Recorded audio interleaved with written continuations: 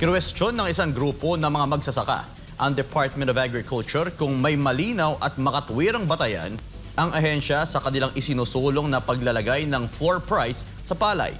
Pangamba kasi nila, baka sa simula lamang ito maayos na maipatupad.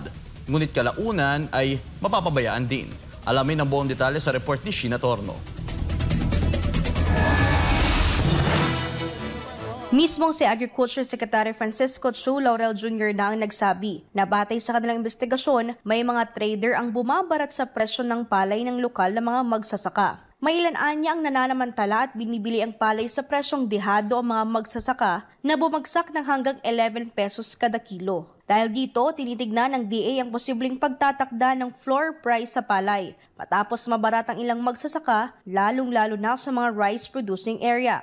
Nakita na natin sa ibang bansa like India and other countries, meron silang floor price sa kanilang palay para masuportahan nga at hindi malugi yung mga farmers.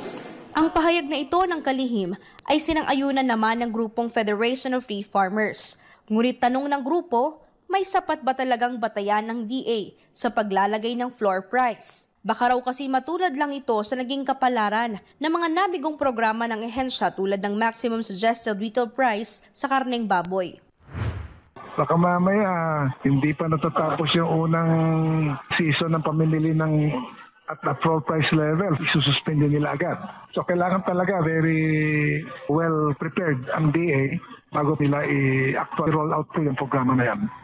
Git ng dating kalihim ng DA at ngayon chairman ng grupo, dapat na masiguro ng DA na susunod ang mga trader oras na ipatupad ang panukalang ito.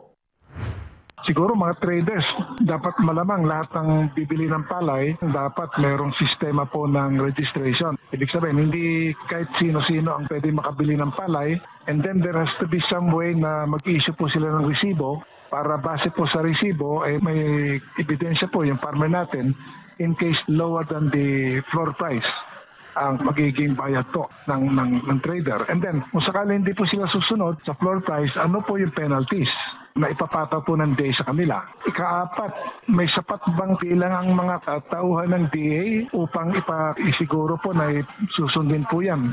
Siguro dapat may katulong po sila mula po sa LGUs, local government units, at iba pang mga ahensya ng gobyerno.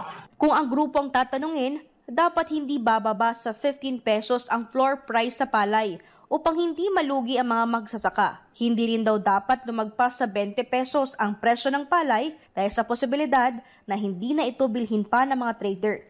Paglilinaw naman ni DA Secretary Laurel na hanggang ngayon ay pinag-aaralan pa ang panukalang ito at wala pang pinal sa presyo. Bago ito maipatupad ay kailangan anyang maibalik ang regulatory power ng National Food Authority upang matiyak ang pagpapatupad ng floor price at maprotektahan ang mga magsasaka laban sa mga mapagsamantalang mga negosyante. Importante raw kasi na may legal na paraan upang maitaguyod ang floor price sa palay alinsunod na rin sa Price Act, Anti-Agriculture Economic Sabotage Law at iba pang batas. Seriously na pinag-aaralan natin sa DA yan at naghahanap kami ng legal avenues para ma-implement ito if possible. Kailangan din yung lahat ng retailers at traders ay kailangan by law is mag-register sa NFA para nga natin makontrol lahat sila at makita natin. Dahil sa ngayon talagang bulag kami sa NFA kung sino-sino mga ito parang it's a cat and mouse game kasi by law hindi na required. So kailangan yun na yung regulatory powers ng NFA kailangan may balik. Matatandang inalis sa National Food Authority ang ilang regulatory powers ito dahil sa umano'y katiwalian sa procurement at distribusyon ng bigas. Para sa Diyos at sa Pilipinas kung mahal, ito si Sheena Torno, SMNI News.